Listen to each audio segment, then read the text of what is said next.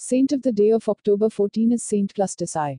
Esteemed by two holy pontiffs, Victor I and Zephyrinus, opposed by an antipope, Hippolytus, who held two records in the history of the Church.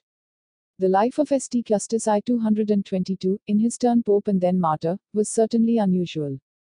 Various biographical information comes from one of his main adversaries, Hippolytus, c. 170-235, author of the book Philosophumena, from which emerges a portrait that is anything but flattering.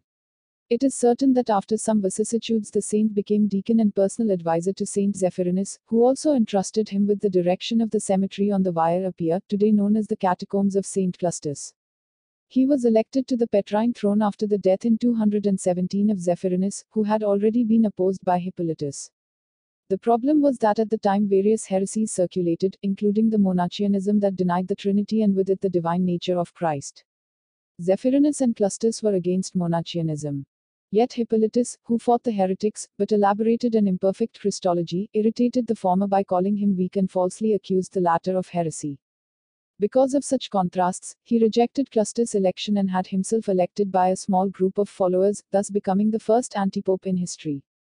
But Hippolytus holds a second record. He is the only antipope to have been proclaimed saint, because during the persecutions of Maximinus the Thracian he was exiled and condemned to forced labor in Sardinia, where he was fully reconciled with the then legitimate pontiff, St. Pontian, 235, also in exile, and suffered martyrdom together with him.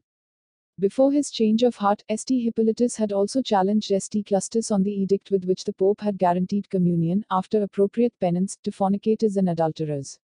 Tradition attributes to Callistus the foundation of the Basilica of Santa Maria in Trastevere, which was later largely destroyed during subsequent persecutions and rebuilt in the 4th century by Saint Julius I.